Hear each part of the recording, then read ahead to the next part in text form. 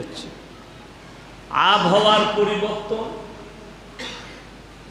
দিনের সময়ের পরিবর্তন, মানুষের আখলাক আর চরিত্রের পরিবর্তন, ব্যবহারের পরিবর্তন, এগুলো সব একটা একটা কিয়ামতের আলামতের ইশারা। কিয়ামত যে সন্নিকটে আসছে তার একটা বহুত বড় ইশারা। দিন তাড়াতাড়ি পেরিয়ে যাবে, সময় শেষ হয়ে যাবে, আবহাওয়ার পরিবর্তন করে দিবেন আল্লাহ তাআলা।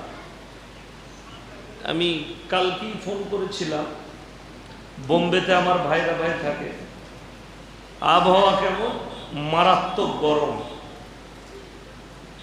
আমি যখন গুজরাটে পড়াশোনা করেছি, বোম্বাই আমি 3 বছর ছিলাম, মন্না শাহ আবরারুল হক সাহেব রহমতুল্লাহ আলাইহির মাদ্রাসায়। 3 বছরে কোনোদিন গ্রীষ্ম বুঝতে পারিনি, কোনোদিন শীত বুঝতে পারিনি। শীত গ্রীষ্ম বোম্বেতে ছিল না, নর্মাল আবহাওয়া, মারাত্মক আবহাওয়া, না গরম লাগতো না শীত লাগতো। এখন কিন্তু সব পরিবর্তন হয়ে গেছে, শীতকালে শীতও এসে গেছে, গ্রীষ্মকালে মারাত্মক গ্রীষ্ম, গরম। কিয়ামতের পূর্বে মানুষের সহ্য ক্ষমতা, সবর ধৈর্য ধারণ করার ক্ষমতা কমে যাবে। এখন মানুষের সেটা কমে গেছে, সবরও নেই, ধৈর্য ধারণ করার ক্ষমতাও নেই। আর আল্লাহ তাআলা কোরআনে মুমিনদের আখলাকের মধ্যে মারাত্মক আখলাক বলেছেন, ইন্নাল্লাহা মা'আস সাবিরিন, যে কোনো হালতে সবর করা, যে কোনো পরিস্থিতিতে নিজেদের মধ্যে সবর এবং ধৈর্য ধারণ করা। যে কোনো পরিস্থিতি আপনার চোখের সামনে আসুক, বাবা মারা গেছে, বড় একটা বিপদ এসছে, আল্লাহর খোদাই আযাব এসছে, খোদাই গজব নাজিল হয়েছে, যে কোনো পরিস্থিতিতে সবর ধৈর্য ধারণ করা। আল্লাহ তাআলা হাদিসে আছে, একটা ইমানদারের জন্য আল্লাহ দুনিয়াকে টিকিয়ে রাখতে পারে। হাদিসে আছে অপর জায়গায়, আল্লাহ ইচ্ছা করলে একটা পাপীর জন্য গোটা জাহানকে শেষ করতে পারে, একটা পাপীর জন্য। নবীরা আল্লাহর কাছে গুরুত্বপূর্ণ না গুরুত্বপূর্ণ নয়? নবীদের একটা বিশেষ মর্তবা আল্লাহর কাছে আছে। যেমন লূত নবী, তিনি হাবি পাইগাম্বার। নবীরা কিন্তু নিষ্পাপ, নবীরা জান্নাতি, নবীরা জান্নাতি, নবীরা নিষ্পাপ। লূত নবী কওমকে আল্লাহ রুটির মতো পাল্টিয়েছিলেন। নবীদের দ্বারা দাওয়াত পৌঁছেছে, দাওয়াত দাও, তাদের কাছে কালমার দাওয়াত দাও, দাওয়াত পৌঁছেছে, দাওয়াত কিন্তু তারা কবুল করেনি। বাইরের লোক ছেড়ে দেন, ঘরের লোক কবুল করেন। খুদ নূহ নবী, লূত নবীর স্ত্রী কবুল করেন। কি উত্তর দিয়েছে? আমরা বাপ দাদুর ধর্মের ওপরে টিকে থাকব, আমার বাপ দাদু যা করেছে সেটার উপরেই টিকে থাকব। ছোট থেকে দেখেছে লূত নবীর বিবি, তাদের পরিবারে, তাদের বংশে সবাই যেন সমকামী। আল্লাহ তাআলা আযাবে মুবতালা করেছিল একটা মারাত্মক বড় পাপের কারণে, সেটার নাম হচ্ছে সমকামী। নারী এবং পুরুষের বিবাহ নয়, পুরুষে পুরুষে বিয়ে, মহিলায় মহিলায় বিয়ে। এই পাপ বর্তমানে নবীজি সাল্লাল্লাহু আলাইহি সাল্লাম আসার পরে এই পাপ ছিল না, ওই জাতিকে ধ্বংস করার পরে। কিন্তু এই আখরি জামানায় ওই পাপটা, রোগটা আবার নতুন করে ফলন নিয়েছে। আপনারা ঘটনাক্রমে দেখতে পাবেন, যারা মোবাইল ঘাঁটে, পেপার ঘাঁটে, তারা জানে ভারতবর্ষে সরকার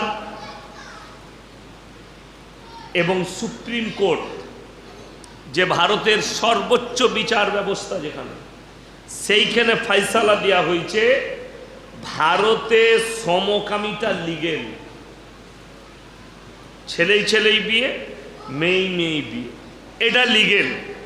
আল্লাহ এই পাপের কারণে একটা পুরো জাতিকে ধ্বংস করলেন।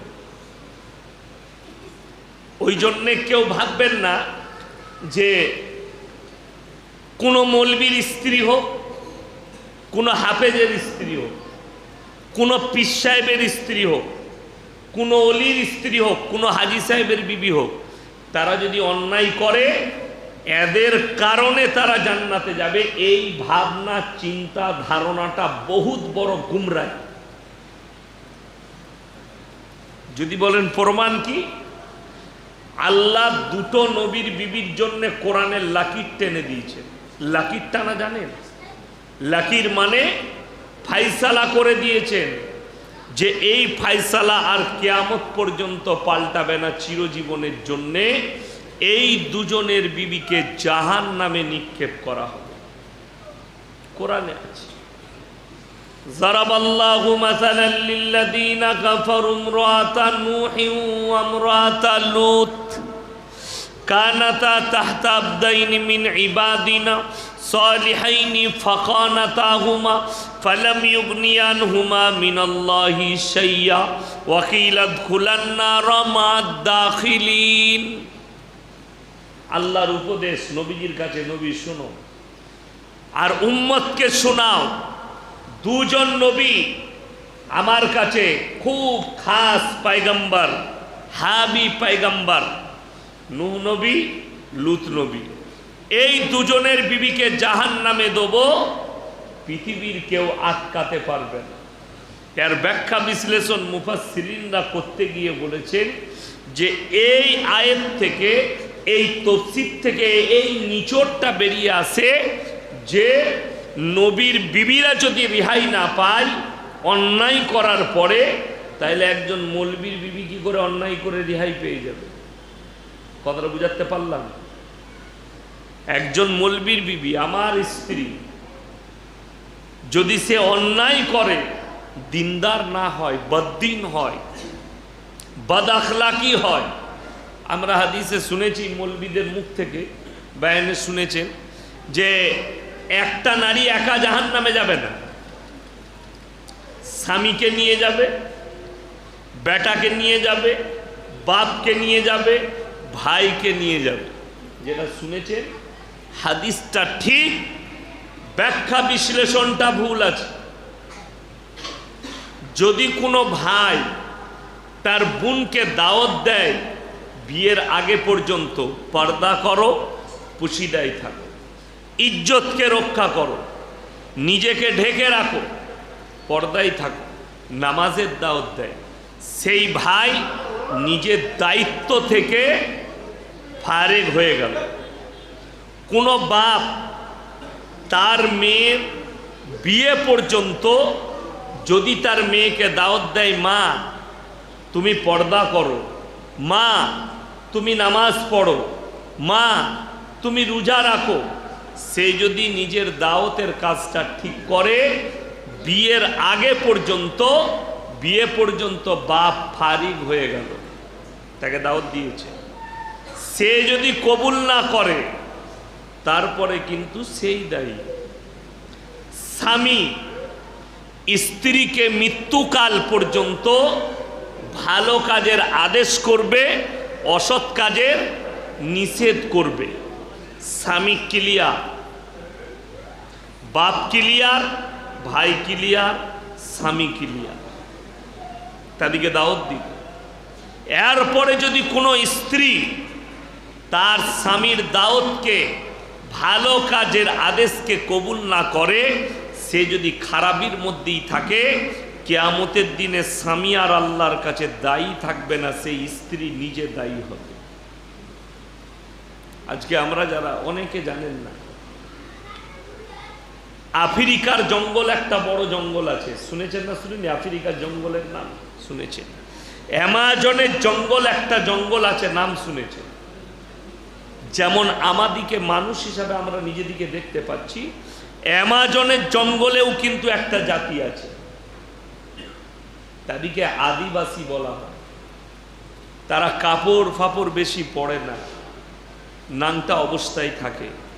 তারাও কিন্তু মানুষ, কথা বলে, খায়, সব করে। তাদের আচার আচরণগুলো প্রাণীর মতো।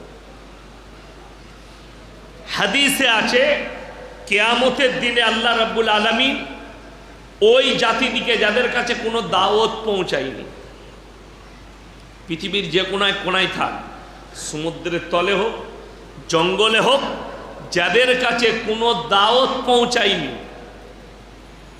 এটা তোমার রব, ইনি সৃষ্টিকর্তা, যে কোনো দাওয়াত যাদের কাছে পৌঁছায়নি, তাদের বিচার হবে আল্লাহ তাআলা জান্নাত আর জাহান্নামের দরজা খুলবেন যে তোমরা ইচ্ছা মতো জায়গায় প্রবেশ করে যাও। জোরে বলুন সুবহানাল্লাহ।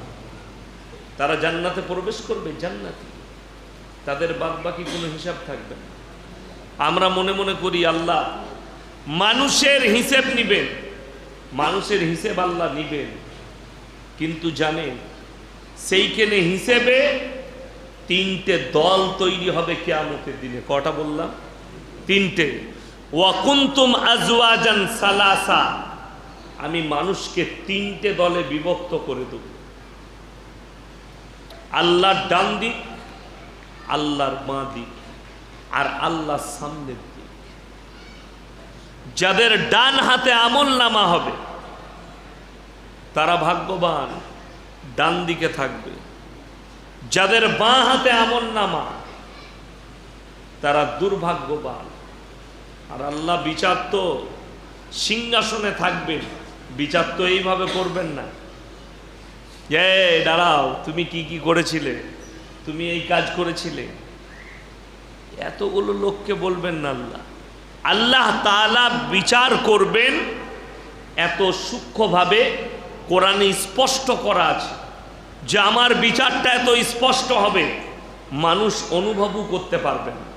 কোরআন খুললেই পাবেন আল্লাহ কিভাবে বিচার ব্যবস্থা করবেন, মানুষের কাছ থেকে বিচার নেবেন। কোরআনে আছে ইকরা কিতাবাক কাফা বিনাফসিকাল ইয়াউমা আলাইকা হাসিবা। আল্লাহ তাআলা কিয়ামতের দিনে বলবেন তোমাদের হাতে আমলনামা দেয়া হয়েছে, ইকরা কিতাবাক কাফা বিনাফসিকাল ইয়াউমা আলাইকা হাসিবা। তোমরা নিজের মুখে নিজেদের হিসেব দাও, নিজের মুখে পড়ে শোনাও তোমার আমলনামা। আল্লাহ প্রত্যেকটা নারী পুরুষকে বলবেন নিজের নিজের আমলনামা পড়ে শোনাও। আজকে বর্তমানে আমি আপনাদের জন্য দোয়া করতে পারি, কথাটা বুঝতে পেরেছেন না? পারেন? দোয়া, হুজুর আমার লেগে দোয়া করবেন, আপনি দোয়া নিতে পারেন, আমি দোয়া দিতে পারি, আল্লাহ ইনাকে জান্নাতি করো, আল্লাহ ইনাকে ভালো করো, দোয়া দিতে পারি। কিন্তু আপনাকে আমি আজকে গ্যারান্টি দিয়ে যেতে পারবো না যে আপনি আমাকে বলবেন হুজুর আমি যে লাইনেই চলি মোটামুটি আপনাকে ভালোবাসি, তো আপনি আমাকে জান্নাতের ব্যবস্থাটা করে দিয়ে। আমি যে পথেই চলি কিন্তু আপনাকে মহাব্বত করি, আমাকে ভালোবাসে, অর্থাৎ আপনি জান্নাতের ব্যবস্থাটা করে দিয়ে। আমাদেরই ফুপুই তো ভাই সম্পর্ক হয়। একদিন আব্বাজি আর আমি মাদ্রাসায় বসেছিলাম অফিসে, তো সে এসে আমাদের কাছে গল্প করছে, বলে আমার তো কোনো চিন্তা নাই, আব্বাজানকে মামা বলে। বলে আব্বাজান বললে কেন? বলে মামা আপনি আছেন আর ইয়াসিন ভাই আছে, কিয়ামতের দিনে তোমাদের জামার পেছনটা ধরে চলে যাবে, পেরিয়ে যাবে।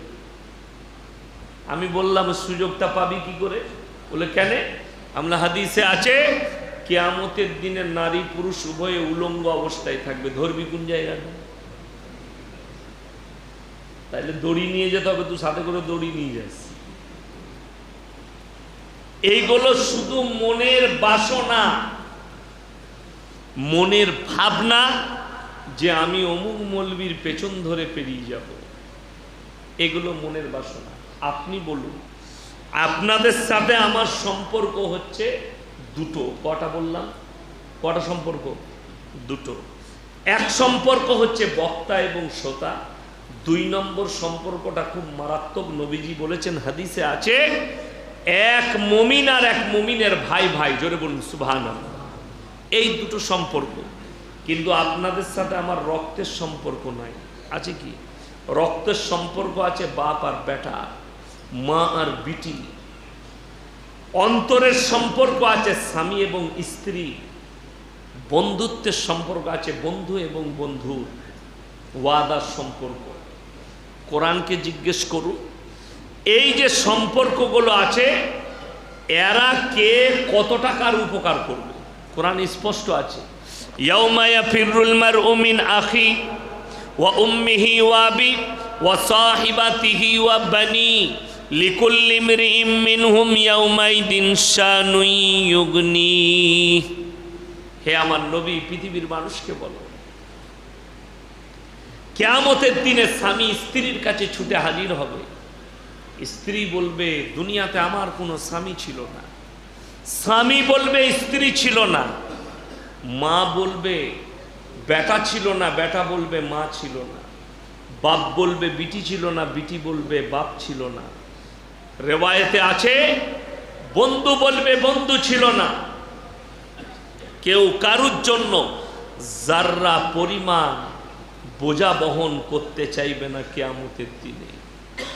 আল্লাহ নবী সাল্লাল্লাহু আলাইহি সাল্লাম হাদিস বর্ণনা করলেন, হে আমার সাহাবীরা শোনো, কিয়ামতের দিনে আল্লাহ কোরআনে বলেছেন আতিহিম ইয়াউমাল কিয়ামাতি ফারদা, তোমরা একা একা হাজির হবে, সঙ্গে তোমাদের কেউ থাকবে না, শুধুমাত্র অনলি ফর তোমার আমলটা থাকবে। জোরে বলুন সুবহানাল্লাহ। তোমার নেক আমল থাকবে এবং নারী পুরুষ উভয়ে উলঙ্গ অবস্থায় থাকবে। মা আয়েশা সিদ্দিকা রাদিয়াল্লাহু তাআলা আনহা তিনি কাঁদতে লাগলেন আর বললেন, ইয়া রাসূলুল্লাহ, নারীদের অবস্থা ইজ্জতের কি হবে? আল্লাহর হাবিব সাল্লাল্লাহু আলাইহি সাল্লাম চোখের পানি ফেলিয়ে বললে, আয়েশা, হে আমার সাহাবীরা, কিয়ামতের ময়দানটা এত কঠিন হবে কেউ কারুর দিকে একটা মুহূর্ত তাকাবার সময় পাবে না। নারী পুরুষ উভয়ে উলঙ্গ অবস্থায়। তাদের কি বস্ত্র পেনানো হবে না? হবে। আমরা অনেকে হয়তো জানি, অনেকে জানি না, রেশমের কাপড় পুরুষদের জন্য দুনিয়াতে হারাম করা হয়েছে। রাসূল বলে গিয়েছেন হারাম। কিসের কাপড় বললাম? রেশমের কাপড়। কেন? জান্নাতি দিকে কিয়ামতের দিনে আল্লাহ রেশমের পোশাক পরাবেন। জান্নাতি দিকে যখন জান্নাতি ঘোষণা হয়ে যাবে তখন জান্নাতি দিকে পোশাক পরানো হবে নারী কিংবা পুরুষকে। যখন জাহান্নামী ঘোষণা হয়ে যাবে তখন তাদেরকে জাহান্নামের পোশাক পরানো হবে। তার আগে মানুষ উলঙ্গ অবস্থায় থাকবে কিয়ামতের ময়দানে।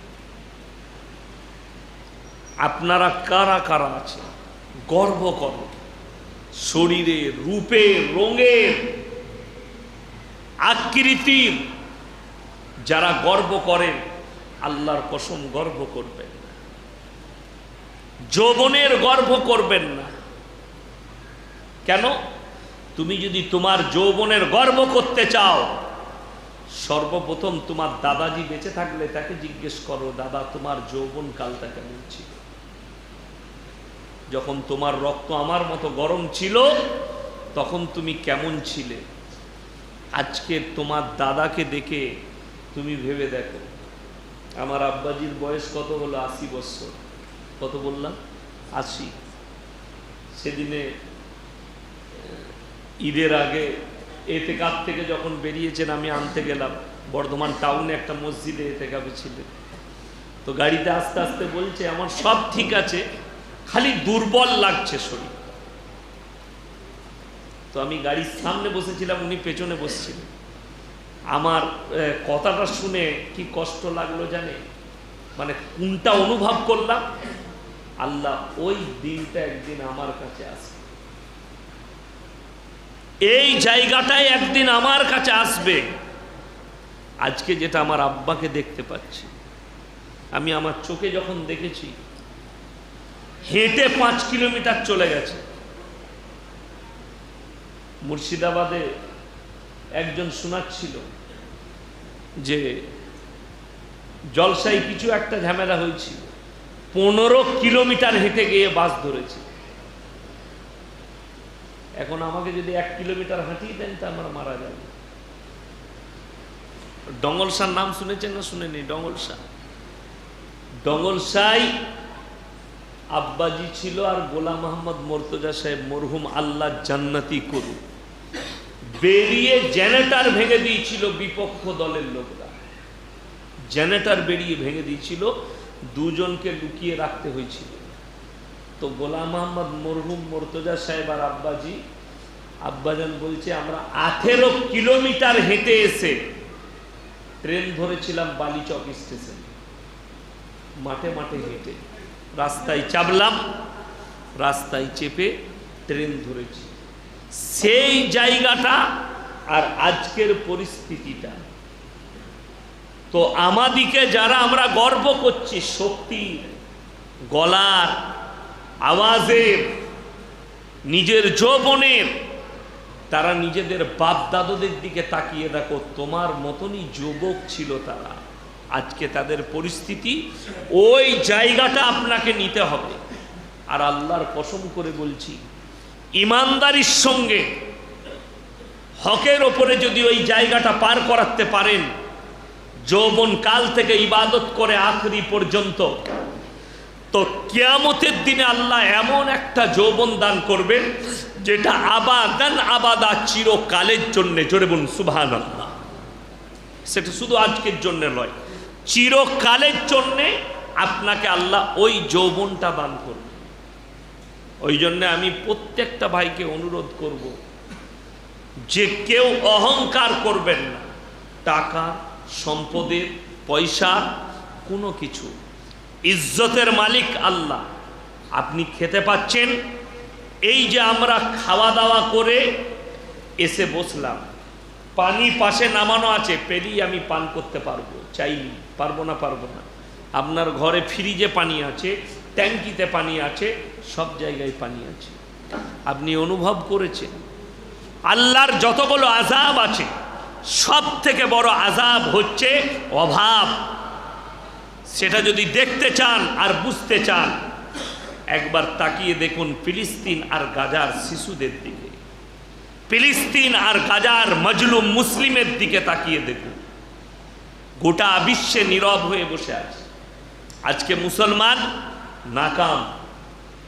250 কোটি পৃথিবীতে মুসলমান আছে, 250 কোটি বর্তমানে। তার মধ্যে 48টা মুসলিম রাষ্ট্র আছে। আর গোটা পৃথিবীতে সমীক্ষা বলছে 90 লাখ মাত্র ইহুদি আছে গোটা পৃথিবী জুড়ে। তার মধ্যে 60 লাখ ইহুদি ওই জায়গায় আছে ইসরায়েলে, বাকি পৃথিবীতে ছড়িয়ে আরো 30 লাখ আছে। অথচ এই 48টা মুসলিম রাষ্ট্র খামোশ অবস্থায় বসে আছে। আজকে যদি আমি আপনাদেরকে বলে যাই না, আপনি আমল করতে পারবেন না, চাইলেও আমল আপনি করতে পারবেন না। সহজ নয়, কঠিন। কেন? বেঈমান আপনার ভেতরে ঢুকে গেছে, ইহুদিরা আপনার মাথায় চেপে বসে গেছে, যেটা থেকে আপনি নামাতে পারবেন না। যদি বলেন বলুন, পৃথিবীর শ্রেষ্ঠ মুফতি তাকি উসমানী সাহেব পাকিস্তানি, তিনি যে সে লোকের ছেলে নয়, মুফতি শফি সাহেব রহমতুল্লাহ আলাইহির ছেলে, যিনি মারিফুল কোরআন লিখেছেন, ওনার ছেলে। তিনি বলছেন, ভাই मैं इतना दिन खामोश था, लेकिन अब मैं फतवा देने के लायक हो चुका हूं। किस बारे में? कि पूरे दुनिया के मुसलमान इजराइल का जो खाना है, जो कपड़ा है, इजराइल का जो प्रोडक्ट है, यह हराम है। এতদিন পরে তিনি ফতোয়া দিয়েছে, অনেক গবেষণা করার পর, অনেক। আর হযরত আজকে ফতোয়া দিয়েছে।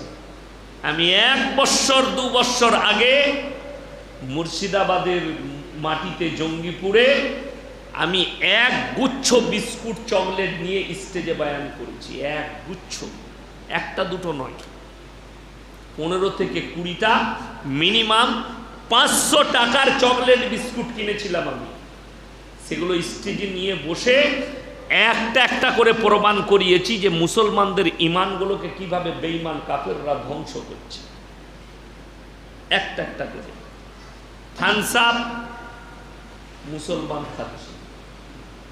আপনি যদি 1 বোতল থামস আপ কিনেন, যদি 100 টাকা দাম নেয়, সেইখান থেকে 40 টাকা চলে যাবে ইসরায়েলের পকেটে।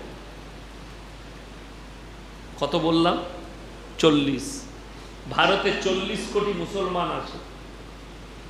তারা যদি প্রত্যেক দিন বাড়িতে 1 লিটার করে নিয়ে আসে, হিসেব করে দেখুন, প্রত্যেক দিন 160 কোটি টাকা তাদের পকেটে ঢুকে যাবে। আর ওই টাকাটা আপনার বিরুদ্ধেই ষড়যন্ত্র করছে।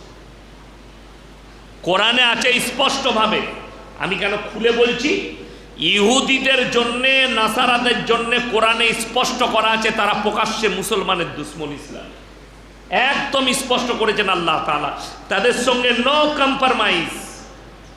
ইহুদিদের সঙ্গে কোনো কম্প্রোমাইজ করা যাবে না। আর আপনাকে এটাও বলে রাখছি,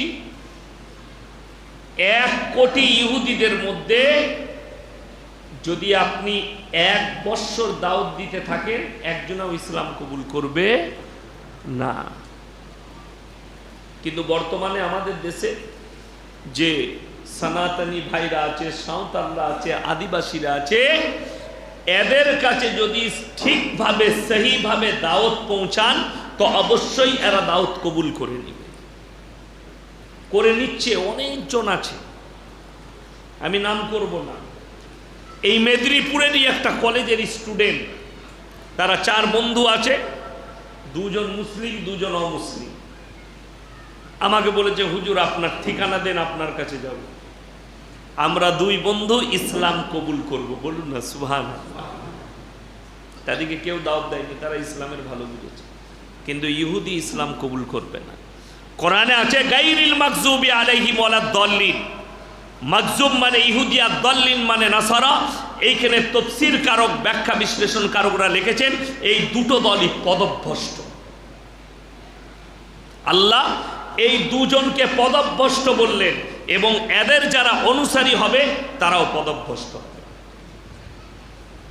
তারাও পদভ্রষ্ট। থামস আপ বর্জন করুন, কোকাকোলা বর্জন করুন, 7 আপ বর্জন করুন, মিরিন্ডা বর্জন করুন, 7 আপ বর্জন করুন, স্প্রাইট বর্জন করুন, চকলেট, ডেয়ারি মিল্ক, কিটকাট বর্জন করুন। আপনাদেরকে একটা সূত্র বলে যাই। আগে একটা সিস্টেম ছিল, আমুল সুপার মানে একটা চর্বি, আমুল সুপার মানে চর্বি। সেই আমুল সুপারটা চর্বি থেকেও তৈরি হয়, সেটার নাম লেখা থাকে অ্যানিম্যাল। আর একটা তৈরি হয়, সবুজ চিহ্ন থাকতো, সেটার নাম হচ্ছে ভেজিটেবল। গমের দুধ থেকে, চালের দুধ থেকে, ঘাসের দুধ থেকে একটা আমুল সুপার তৈরি হয়। এই 2 ধরনের হয়, একটা ভেজিটেবল আমুল সুপার, একটা আপনার রেড থাকে, সেটা হচ্ছে অ্যানিম্যাল। অ্যানিমালটা লেখা থাকে, অ্যানিম্যালটা কি লেখা থাকে না। অ্যানিম্যাল মানে জানোয়ার, অ্যানিম্যাল মানে কি জীব, প্রাণী। সেটা কুকুরও হতে পারে, শুয়োরও হতে পারে, বিড়ালও হতে পারে, গরু হতে পারে। কোম্পানির উচিত স্পষ্ট করা। চকলেটের উপরে যদি লিখে দেয় এটা শুয়োরের চর্বি মিশানো আছে, মুসলমান খাবে? খাবে না। যদি লেখা থাকে বিড়ালের চর্বি আছে, মুসলমান খাবে? খাবে না। গরুর চর্বি আছে, অমুসলিম ভাইরা খাবে না? আমরা খাবো? স্পষ্ট করা নেই, মানে আপনার ইমানকে কোথাও ধ্বংস করা হচ্ছে। তাদের তো চক্করটা, তাদের মেহনতটাই এটা যে ইসলামকে শেষ করা। আপনারা হয়তো জানেন না, ইহুদিদের মিশন হচ্ছে ইসলামকে পৃথিবী থেকে মিটানো। দাজ্জালের প্রমোট শুরু হয়ে গেছে, দাজ্জালের জন্য ইসরায়েলে বড় গেট তৈরি হয়ে গেছে, তাকে আমন্ত্রণ জানানোর জন্য। দাজ্জাল যে আসবে, তাদের সৈন্য হবে, তাদের রাজা হবে, তার জন্য গেট তৈরি করে ফেলেছে। আর দাজ্জালের জন্য বলাই আছে হাদিসে কোরআনে যে সে কাফির এবং আল্লাহর 1 নম্বর দুশমন। এক চোখ দাজ্জাল যে আসবে, সে পৃথিবীতে রাজ করতে চাইবে। কিয়ামতের আলামতগুলো একটা করে প্রকাশ হতে শুরু হয়ে গেছে। আপনারা মনে করছেন যুদ্ধটা ফিলিস্তিন আর গাজায় টিকে থাকবে? ফিলিস্তিন ইসরায়েলের মধ্যে টিকে থাকবে না, গোটা পৃথিবী জড়াবে এই যুদ্ধে, মহাযুদ্ধ ঘটবে। সেই যুদ্ধর চিঙ্গারিটা আস্তে আস্তে প্রকাশ পাবে। আল্লাহ নবী জনাবে মুহাম্মদুর রাসূলুল্লাহ, সকলে বলুন সাল্লাল্লাহু আলাইহি ওয়াসাল্লাম, তিনি হাদিস বর্ণনা করেছেন, হে আমার সাহাবীরা শোনো, পৃথিবীতে মহাযুদ্ধটা যখন ঘটবে, আর যে জিনিসটা নিয়ে ঘটবে সেটা শোনো। নদীটার নাম হচ্ছে ফোরাত নদী। ফোরাত নদী শুকিয়ে যাবে, তার মধ্যেখান থেকে পাহাড় বেরিয়ে আসবে, আর ওটাকে সোনার পাহাড়টা নিয়ে মহাযুদ্ধ শুরু হবে। এই যুদ্ধটা এইখানেই থামবে না। বিশেষজ্ঞরা বলছেন, বড় বড় ইসলামী স্কলাররা বলছেন যে নবীজির হাদিস মোতাবিক ইশারা বোঝা যাচ্ছে এই যুদ্ধ 4 বছর যাবৎ চলবে, বহু মুসলমানের প্রাণহানি হবে। এই যুদ্ধে এখনো অনেকগুলো দেশ ঝাঁপাবে। অলরেডি ঈদের পরের দিনে 4 জন ঝাঁপিয়ে ফেলেছে। 1 নম্বর ইরান 200টা ড্রোন হামলা করেছে এবং বলেছে হাম তৈয়ার হ্যায়, युद्ध के लिए हमारा डिफेंस सिस्टम तैयार है। ইসরায়েলকে হুমকি দিয়ে 200টা ড্রোন হামলা করেছে, ইয়েমেন হামলা করেছে, লেবানন হামলা করেছে, আর গাজা থেকে হামলা হয়েছে। 4 জন একসাথে হামলা হেলেছে ইসরায়েলের ওপরে। চিঙ্গারি ছড়িয়ে গেল মিডল ইস্টের ওপরে। ইরান যুদ্ধে ঝাঁপানো মানে সেই দিনই পক্ষ নিয়ে দাঁড়িয়ে গেছে। ইরানের পক্ষে Russia, Vladimir Putin, Xi Jinping, চীন সরকার ইরানের পাশে দাঁড়িয়েছে। বিশেষজ্ঞরা বলছে মহাযুদ্ধ শুরু হতে চলেছে খুব তাড়াতাড়ি। আল্লাহর নবীর হাদিস আপনারা হয়তো অনেকে জানেন না। খোরাসান থেকে যে দলটা বের হবে, তাদের কাছে শুধু যুদ্ধ করার অস্ত্রই নয়, পৃথিবীর সব থেকে দামি ভান্ডারটা তাদের কাছে আল্লাহ দান করবেন। জোরে বলুন সুবহানাল্লাহ। তার ভান্ডারের ইশারাটাও পৃথিবীর বিশেষজ্ঞরা পেয়ে গেছে। সব থেকে দামি ভান্ডার, সব থেকে দামি যে ভান্ডারটা হোয়াইট গোল্ড, সেটা আফগানিস্তানের গোটা মাটির নিচে বিছানো আছে। জোরে বলুন সুবহানাল্লাহ। আরো